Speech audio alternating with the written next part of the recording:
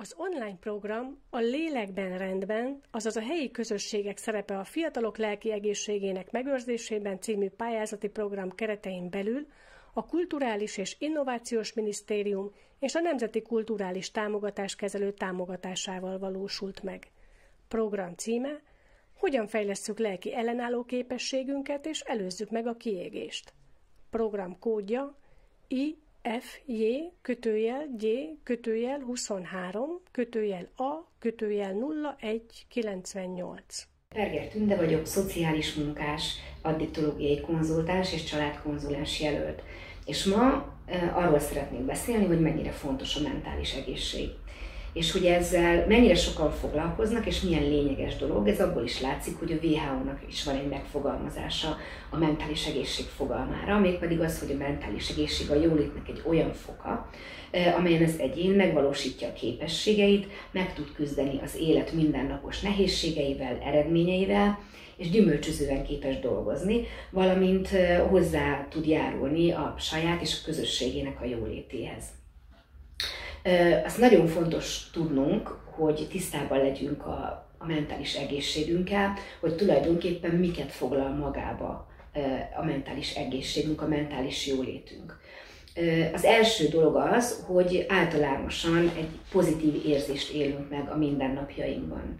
Ez persze nem azt jelenti, hogy mindig jól kell magunkat érezni, de hogy van egy olyasfajta jólét érzésünk, hogy tudjuk vinni az életünket, hogy tudunk járni dolgozni, tudunk járni iskolába, tudjuk nevelni a gyerekeinket, és a napi teendőinket egy pozitív érzéssel tudjuk zárni.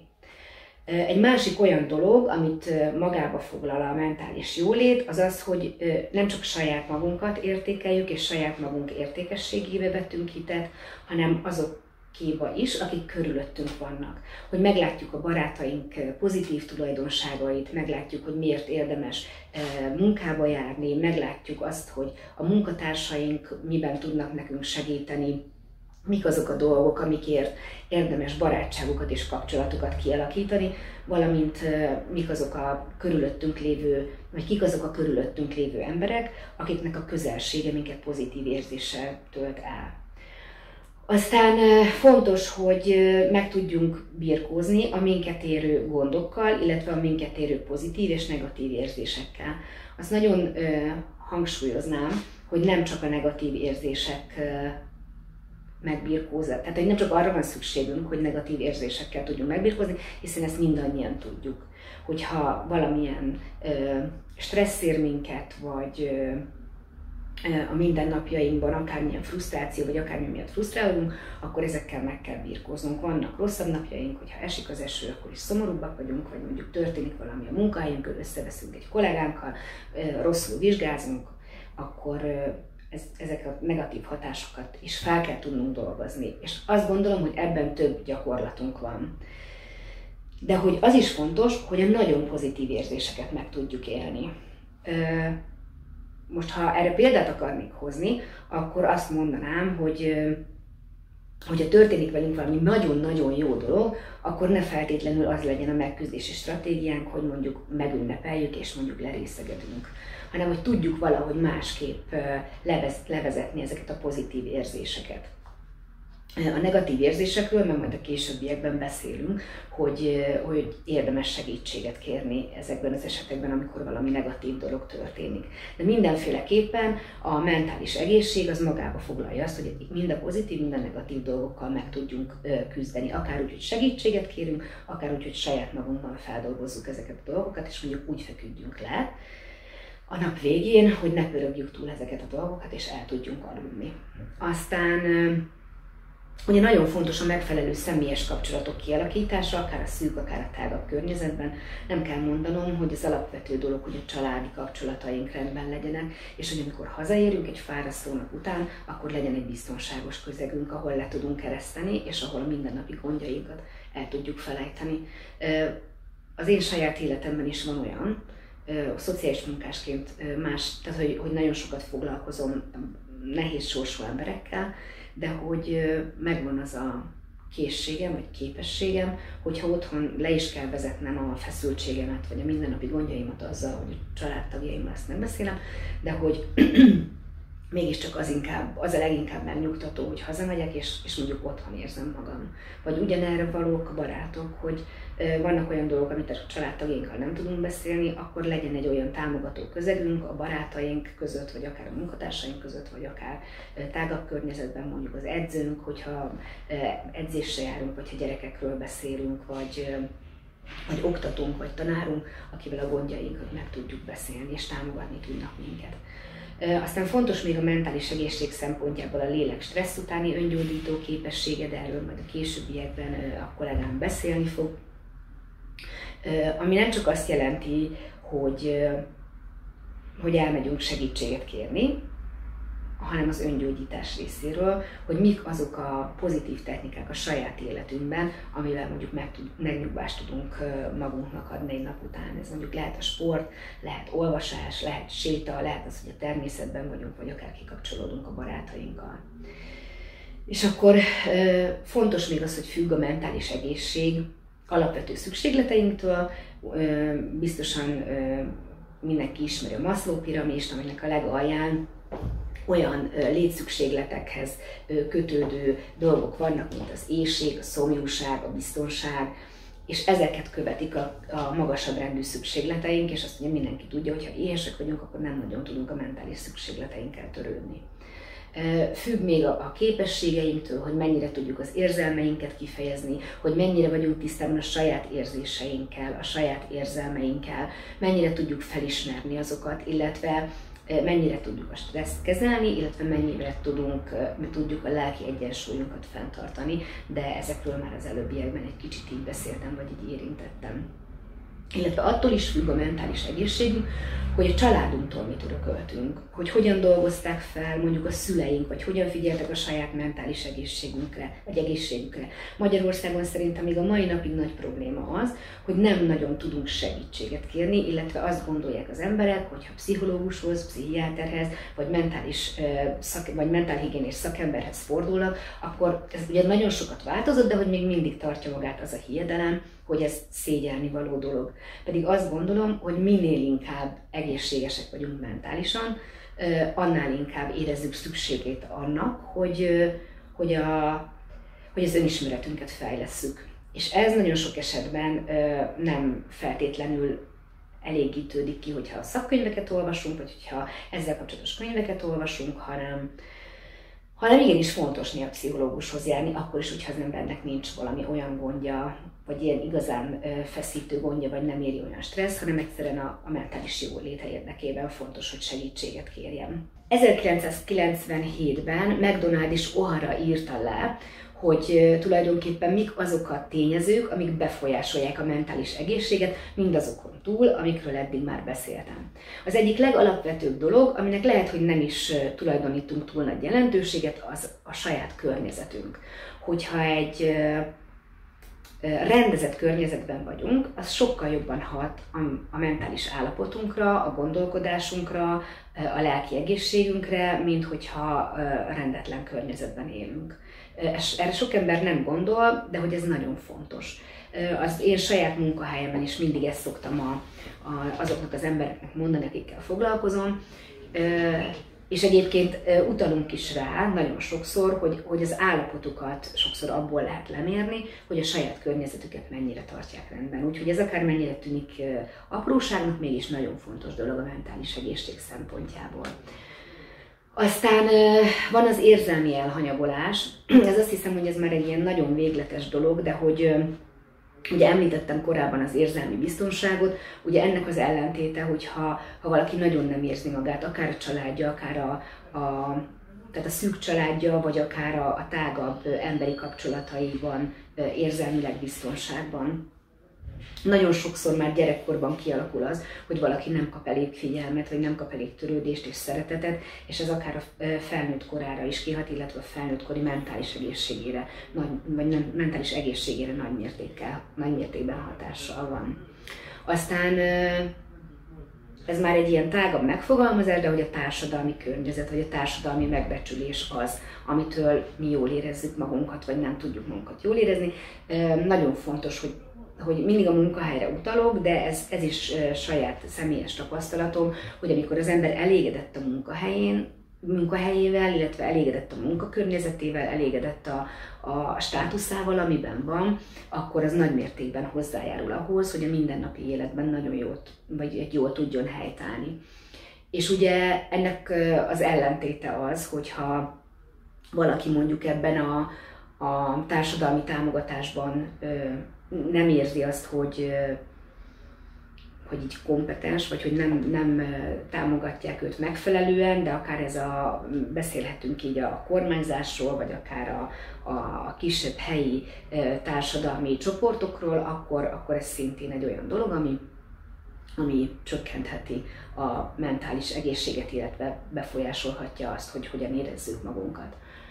Ami még nagyon fontos, hogy mennyire tudunk önmagunkkal törődni. Én egyébként, amikor megszülettek a gyerekeim, akkor azt éreztem, hogy eljött az életemben egy olyan időszak, amikor már csak velük kell törődnöm, és azt látom nagyon sok nőtársamnál, hogy ilyenkor teljesen másra kerül a fókusz, ami teljesen normális és nagyon jó dolog, hogy amíg a gyerekek kicsik, addig a szülők vagy az anyukák odafordulnak a gyerekeikhez, és így kialakul egy ilyen szimbiózis. De aztán eljön ez az időszak, azt gondolom, egy nő életében, meg persze a férfiakéban is, amikor újra vissza kell venni a hangsúlyt, és azért újra valamilyen szinten a fókusz saját magunkra kell ahhoz helyezni, hogy ne csak mi érezzük jól magunkat, hanem ez a környezetünkre is kihasson. Én a saját életemből példának azt tudom mondani, hogy eljött ez a pont, amikor már nem éreztem magam annyira komfortosan a saját bőrömben, és hogy például elkezdtem magammal foglalkozni olyan szinten is, hogy elkezdtem sportolni, de ide jön az, hogy az ember igenis, én azt gondolom, hogy megengedheti magának, hogy elmenjen kozmetikushoz, elmenjen sétálni, beülhessen a barátjával kávézni, mert hogy ez mind rólunk szól. És mondhatom ilyen viccesen is azt az amerikai mondást, hogy ha az asszony boldog, akkor mindenki boldog, de ez egyébként a férfiakra is igaz, hogyha ők boldogok a családjukban, akkor ez kihat a közvetlen környezetükre, úgyhogy én azt gondolom, hogy ez egyik legfontosabb dolog, ami a mentális egészséget befolyásolja, hogy önmagunkra mennyi időt fordítunk. Én Gönci Gábor vagyok, szociális munkás, addiktológiai konzultáns és családterapeuta, és szintén mentális segítségnyújtással foglalkozok. Próbálok olyan embereknek segíteni, akik segítséget kérnek, és minden erőmmel és kapcsolataimmal azon vagyok, hogy eljussanak olyan szakemberekhez, akik mondjuk tudnak segíteni egy elakadályban, egy nehézségben. Itt, mint ahogy kolléganőm elmondta, a mentális egészséget sok minden befolyásoló tényező erősíti vagy épp akadályozza. Ugye az itt el is hangzott, hogy vannak pozitív, illetve negatív dolgok.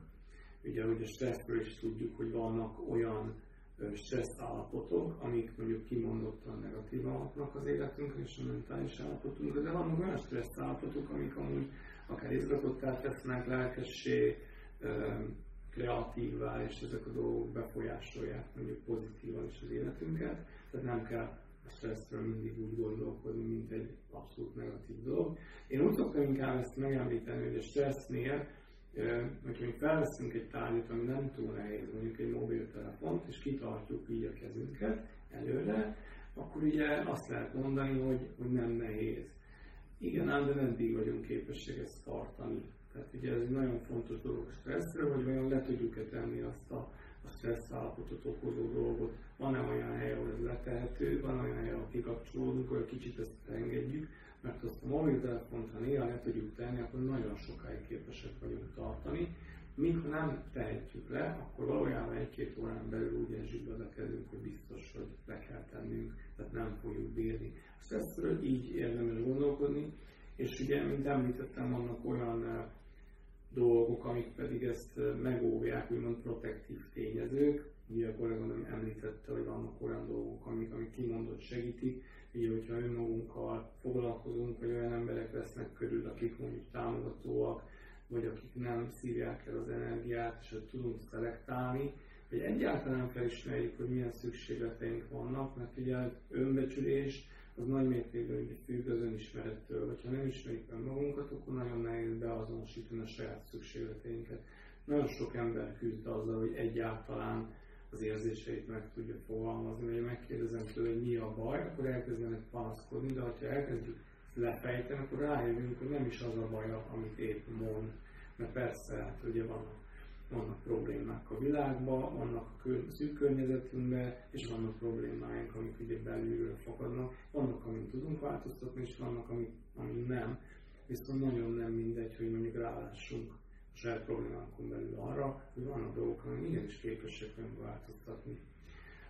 Csak vannak olyan sémák, amik ezt elakasztják. Tehát mondjuk azt gondoljuk, hogy nem vagyunk képesek ezen változtatni, holott, hogyha mondjuk egy segítő szakemberrel kicsit rávilágítunk, és megnézzük más szempontból, átkeretezzük, akkor látjuk, hogy ezen lehet változtatni. Mik lehetnek azok a dolgok, amik mondjuk elősegítik a mentális jólétet? Nagyon nehéz úgy ezt megfogalmazni, hogy ugye én lelki kapcsolatokkal foglalkozok, mondjuk, hogyha valaki bejön, elmondja, hogy ő miben van, hogy él, hány éves, mi a munkája, mi a családi körülménye, azért sokkal precízebben meg lehet fogalmazni azt, hogy mi az, ami mondjuk ő számára megfelelő lenne ahhoz, hogy őket kicsit a mentális jóléte gyarapodjon, vagy fejlődjön, de nagyon nehéz általánosságban megfogalmazni. De nyilván minél több pozitív dologra fókuszálunk, és olyan dolgokkal is törődünk, ami mondjuk pozitív. Sajnos itt gondolok arra is, hogyha az ember mondjuk folyamatosan olyan híradót néz, ahol mondjuk sok negatív dolog hangzik el, és nem néz legalább mondjuk pozitív dolgot, akkor nyilván ez ugye a fejünkbe azért csak bemegy. Ha olyan embereket hallgatunk, akik folyton panaszkodnak, az sajnos a fejünkbe belemegy. Ha nem megyünk olyan helyekre, vagy nem nézünk olyan műsorokat, amik mondjuk pozitív dolgokat is felemlítenek, vagy kellemes nézni, feltölt, vagy legalábbis lehet rajtunk nevetni, akkor nyilván ez mind olyan befolyásoló tényező, ami hatással van ránk. És ezt azért mi válogathatjuk meg. Akkor közhelynek hangzik, de hogy vajon tudunk-e hálát adni azért, amink van?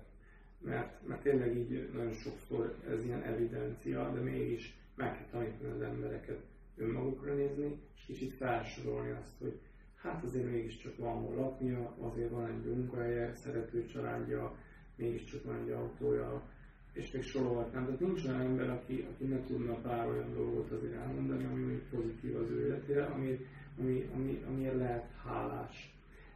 Vannak egész személyes dolgok is, mondjuk akinek van egy szerető édesanyja és még él, akkor lehet azért hálás, hogy neki még él az édesanyja, és meg tudja neki köszönni, vagy tud neki vinni egy szál virágot, mert ha már ez nincs, akkor nyilván az egy hiányalapot. És ez is olyan dolog, ami olyan evidens, hogy ők mindig ott vannak, de valójában nem, úgyhogy érdemes hálát adni érte, hogy mondjuk elérhetőek olyan dolgok az életünkben, amik pozitívum. A kapcsolatok, és itt amit kiemelnék, hogy vajon, amit a kollégám is említett, hogy vajon milyen kapcsolatban vagyok én önmagammal, mert az olyan evidencia, hogy a környezetemmel vajon milyen kapcsolatot ápolok, de vajon önmagammal milyen kapcsolatot tudok ápolni, képes vagyok-e önmagamra pozitívan nézni, vagy csak a negatív dolgok hangzanak el. Különben, ha valakit megkérek egy konzultáció során, hogy mondjon negatív dolgokat magáról, azt nagyon sokat tud mindenki mondani. Ha azt mondom, hogy mondjon pozitívakat, negyed annyi nem hangzik el. Ez tanulható. Itt azért megemlíteném, hogy József Attila ezt nagyon jól megfogalmazta, hogy hiába füröztöd önmagadban, csak másban mosodod meg arcodat. Tehát ahhoz, hogy az ember kapjon valami pozitív képet önmagáról, ahhoz azért kellenek olyan kapcsolatok, akik vissza tudnak tükrözni pozitív dolgokat, mert azért az nagyon nehéz, hogy benézek a tükörbe és én látok valamit, és akkor ezt valahogy át kéne keretezni pozitívba, akkor én nem így érzem, de hogyha valaki ebben megerősít, akkor azt könnyebb elfogadni, és az úgy megül és megtapad az én lelkembe, és ez sokat számít. Fizikailag is azért ez is egy elcsépelt dolog, de azért így megemlíteni, nem mindig milyen állapotban vagyunk fizikailag. Ha elanyagoljuk önmagunkat, és tényleg nehezünkre esik a lépcsőn felmenni, akkor azért tényleg eléggé meghatározza, hogy mi hogy érezzük magunkat, hiszen ezt már többször hallottuk tévében, sok helyen, hogy a fizikai állapotunk és a mentális állapotunk az össze van kapcsolva, úgyhogy nagyon nehéz úgy kvázi jól lenni, hogy mi betegek vagyunk, vagy nagyon rossz fizikai állapotban, és elhagyjuk magunkat. Én is számtalanszor esek ebbe a hibába, képes vagyok önmagamat elhanyagolni, és ezáltal nagyon rossz fizikai állapotba kerülni, és utána persze nem valami jó a közérzetem, és nagyon sokszor, amikor megmondjuk, hogy kicsit jobban odafigyelek magamra, vagy kipihentebb vagyok, akkor természetesen javul a közérzetem, és elég el szoktam csodálkozni, pedig én még szakember is vagyok, és mégis nehéz. Hatékony megküzdési technikákat érdemes elsajátítani. Ezeket a technikákat sokszor nem is olyan könnyű megtanulni, holott az orrunk előtt vannak, hiszen emberek százai, ezrei élnek körülöttünk, akik hasonló dolgokkal küzdenek. És itt azért megemlíteném, hogy nagyon sokszor hallunk kliensektől, hogy minek kérjek segítséget, az a másik ember, ha még úgy veszem, hogy egy szakember, aki vadidegen, mit tud nekem mondani, amitől nekem jobb lesz, hiszen ő nem is ismer, nem tudja, hogy mi van velem. És ilyenkor mindig elmondom, hogy talán sokszor pont az a jó, hogyha valaki objektívan ránk tud nézni, és úgymond nem kell attól félni, hogy ebben visszaél, nem kell attól félni, hogy utána holnap találkozunk a munkahelyen, és igazából így kinyírhatok és kitárhatom a lelkemet, és elmondhatom úgy a dolgokat, ahogy van, mert nagyon nehéz a környezetünkben a határok és a bevonódások és az érzelmi bevonódások miatt őszintének lenni. Nagyon sokszor ezt tanítani kell, itt fönn Magyarországon ebben nagyon alul vagyunk szocializálva, nagyon nehezen kérünk segítséget szakemberektől, nagyon nehezen valljuk be, hogy valamiben segítségre szorulunk. Holott ez egy olyan dolog picit, hogy már azáltal, hogy nekem meg kell fogalmaznom a problémáimat egy idegen embernek, aki nem ismer, ezért nagyon át kell gondolnom, hogy mit mondok, és hogy tudom úgy megfogalmazni, hogy ez lényegre törő legyen, és el tudjon hangozni úgy, hogy a másik megértse, aki nem ismer engem. Tehát nem fogok rizsázni, megpróbálom a lényeget megmondani, megpróbálom úgy megfogalmazni, hogy ő megértse, ezáltal már egy folyamat elindult a fejembe, hiszen kénytelen voltam gondolkodni a problémáimon, és átfogalmazni egy másik keretbe, nem úgy, hogy a barátnőmnek, vagy a barátomnak mondanám, vagy a kollégámnak, ahol mindenféle érzelmi bevonódás megjelenik. Már ez önmagában segít. Én úgy szoktam kicsit ezt megemlíteni, hogy ez olyan, mint egy szekrény, hogy még tele van mindenféle szekrény, hogy állnék neki rendezatni ebbe a szekrénynek, és hogy meg szoktam ezt kérdezni kliensektől, hogy hol kezdeni el, és akkor mindenki mondja, hogy alul, fölül, középen. Valójában mindegy, hogy hol kezdjük a kipakolást, mert a visszapakolás a lényeg. És általában, hogyha egy postai sorba állunk, és valakitől megkérdezzük, hogy amúgy hogy van, valójában elkezdi ömlesztve mondani, hogy mi van vele, de nem ez a lényeg, hanem hogy mit rakunk majd vissza a fejébe, és ebben egy szakember nagyon jól tud segíteni, mert meg tud fogalmazni dolgokat úgy, hogy mi is értsük azáltal, amit elmondjuk, és ki tudja szelektálni belőle a lényeget, vagy ha nem érti, akkor újra kell fogalmaznunk, és akkor ezáltal mi is fogalmazhatjuk újra és újra a problémákat, ezáltal meg lesz, hogy mi a problémám, és akkor innentől fogva megküzdési stratégiákat fogok rá kialakítani, majd kipróbálom és visszaellenőrzöm, és a következő ülést ezt át tudjuk beszélni, és így alakulnak ki, úgymond a probléma megoldó képleteink. Hát a segítségkérést ugye említettem, ez is egy olyan dolog, ami a jólétet segíti. Persze nagyon jó, hogyha egy jó barátunk, barátnőnk, vagy olyan ember, akikben megbízunk, de vannak olyan állapotok, ahol azért professzionális segítségre van szükség.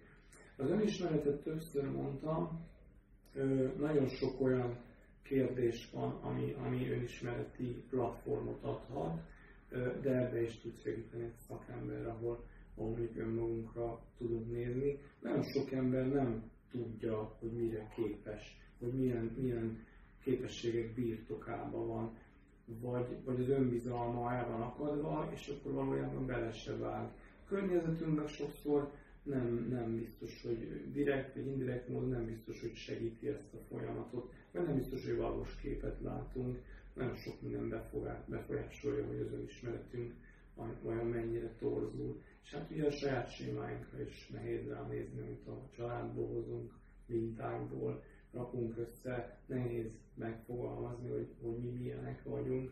Persze van egy kép, amit szívesen mutatunk, azt így felszoktuk így építeni, és ezt így előtárjuk, de nem biztos, hogy ez a valóság, és nem biztos, hogy az előre visz minket, hogyha mondjuk egy nem valós képet próbálunk úgymond fenntartani, és ez rengeteg energiába kerül. Ott lehet, hogy rá lehet arra mutatni, hogy rengeteg olyan tulajdonságunk van, ami pozitív és dicséretre méltó.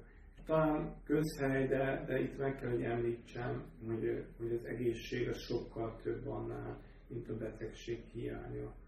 Tehát ezért igaz az, hogy mondjuk van, akinek van egy betegség, amivel vele kell élnie, és mégis látjuk mondjuk médiában, vagy itt-ott, vagy a környezetünkben, hogy mégis tud boldog lenni, mégis tud pozitív lenni, mert ez nem feltétlenül függ össze ebben a formában, illetve az is igaz, hogyha valaki egészséges, és minden adott, és azt mondják kívülről az emberekre, hogy hú, de jó neki, lehet, hogy ő mentálisan nem ezt éri meg, és ő nagyon nincs jól az ő bőrébe, és neki segítségre lenne szüksége. Itt pont emiatt szoktak úgy kialakulni olyan betegségek, vagy olyan problémák, ami akár párkapcsolati házasságon belüli, vagy akár szerfogyasztással összefüggő, vagy bármilyen olyan megküzdési stratégia, ami maladaptív, ami nem megfelelő, amit nem jól csinál.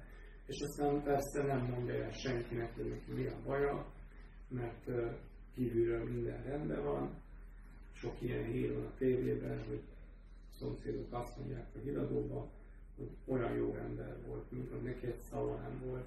Hát lehet, hogy kellett volna, hogy legyen szava, és kellett volna elmondania, hogy neki mi a baja, és hogy nem meg tragédiák bizonyos emberek életében. Tehát az egészség sokkal több, mint a betegség hiány. Pár olyan dolgot azért meg szeretnék említeni, ami ilyen sarokpont. Közhely, de picit itt is meg kell említenem. Ez olyan, mint amikor valakinek így azt mondja, hogy életmódváltás, és akkor így köszönjük szépen más sarkon is fordult, és kiment a helységből. Nem olyan bonyolult ez. Egyrészt tudni kell azt, hogy a mentális egészség az nem egy állandó dolog, hogy mondjuk megszereztük és onnantól mi azok vagyunk, hanem ez egy hullámzó dolog, és ezért mindig tenni kell, és ez a második olyan pont, amit talán kiemelnék, hogy folyamatosan tenni kell azért, hogy mondjuk jól legyünk. A harmadik, amire így felhívnám a figyelmet, hogy ha valakinek sok mentális nehézsége van, vagy sok az elakadás, az nem feltétlenül azt jelenti, hogy ez gyengíti őt. Szoktuk azt mondani, hogy ami nem öl meg, az megerősít. Ebből azért van valami. Valójában, hogyha a problémákkal küzdünk, és azokat sikerül megoldanunk, akkor azáltal a mi coping stratégiáink, ezek a megoldások, ezek így gyarapodnak. Tehát annál ügyesebbek leszünk, és az emberi lét az képes arra, hogy adaptálja meg küzdési stratégiáit más problémákra. Tehát, hogyha valakivel például sikerül jól határokat húzni, akkor ezt a technikát másoknál is meg fogjuk tudni tenni, és még sorolhatnám. Tehát, hogy ez nem feltétlenül gyengévé tesz, hanem ezek a küzdelmek, ezek inkább erősítenek. Sokszor ezt érdemes is kihangsúlyozni, hogy valójában minden olyan dolog, amivel mi megküzdünk életünk során, a számtalan képességet és kompetenciát fejleszt az életünkben. A negyedik olyan dolog, amit mindenképp megemlítenék, hogy nagyon fontos a lelki egészséghez, hogy megtanuljunk elfogadni bizonyos dolgokat. A mi szakmánkban sűrűn elhangzik azt, hogy mi nem vagyunk képesek változtatni, ezt meg kell tanulni, elfogadni. Nem olyan könnyű ez. Én nagyon sok olyan embert ismerek, aki rengeteget mérgelődik, idegeskedik, és akár betegségeket is összeszed amiatt, mert olyan dolgokat nem tud elfogadni, ami ő valójában képtelen változtatni. Tehát ez olyan egy picit, amikor mérgelődünk, hogy esik az eső, semmi közünk hozzá, viszont rá tudunk készülni, bizonyos dolgokat meg tudunk tenni azért, hogy ne ázzunk el, de az eső esni fog, és majd akkor hagyja abban, amikor ő akarja, és van jó pár ilyen dolog, de képesek emberek ezáltal a napot úgymond lehúzni, tönkretenni, mert elkéstek, mondjuk lekéstek egy buszt, vagy épp esik az eső, és vége a napjának, onnantól ő nem képes tovább menni, mert az elfogadás, mint olyan, mint kompetencia, képesség, neki mondjuk nem annyira megy. Nyilván az önmagunk elfogadása is egy ilyen nagyon sarkalatos pont, amivel azt gondolom, hogy sokat kell dolgozni. A kolléganőmre reflektálva nagyon fontosnak tartom, hogy mondjuk hozzunk egy olyan megoldást az életünkbe, akár segítővel, akár segítő nélkül, hogy mondjuk megnézzük, hogy milyen lábakon áll a mi életünk. Ha elképzelünk egy körcikket, aminek ugye különböző felosztását mondjuk létre lehet hozni, mint egy sajtot vágnánk föl, nem mindegy, hogy hány lábon áll az életünk. Érdemes megvizsgálni, ez egy ilyen önvizsgálat, hogy vajon vannak-e kapcsolataink, azon belül vannak-e családi kapcsolataink, vannak-e barátaink, vannak-e munkakapcsolataink, van-e egyáltalán munkánk, van-e hobbink, van-e valami olyan cél, ami önmegvalósítás fele visz, van-e valami önfejlődéssel kapcsolatos dolog, járok egy tanfolyamra, vagy tanulok egy nyelvet, vagy valami olyat, ami nekem fontos, amit nem a munkám követel meg, nem kötelező, hanem én szeretném, mert engem érdekel. Van-e olyan, mondjuk, hogy olyan barát, akivel mondjuk szorosabban ápolok viszonyt. És ez mindenkinek picit más, hogy hány lába van az életében, de hogy minél több lábunk van, annál stabilabban állunk. És amikor elkezdi az ember ezt így mérlegelni, sok kliens esik ebbe a hibába, hogy így leülünk és elkezdjük ezeket a körcikkéket felsorolni, és van neki 3 lába összesen, amiből most egy kiesett, és mindentől krízis van. Tehát tragédia van, omlik össze az élete, mert 2 lábon nem lehet megállni, már sokszor tesszük, de ha ezt az analógiát nézzük, akkor minél több lábunk van, annál stabilabb az életünk, és ez nyilván a mentális egészségünkkel ez hozzájárul. Egy olyan mondattal zárnám soraimat, amit már helyettem sokkal jobban megfogalmazott a McDonald és O'Hara 97-ben, amikor a mentális egészség alapjait lefektette. A lelki egészség inkább hasonlít utazáshoz, mint egy megérkezéshez. Tehát ez egy folyamat, és ugye nem leszünk sose kész, de mindig fejlődünk. Köszönöm a figyelmet.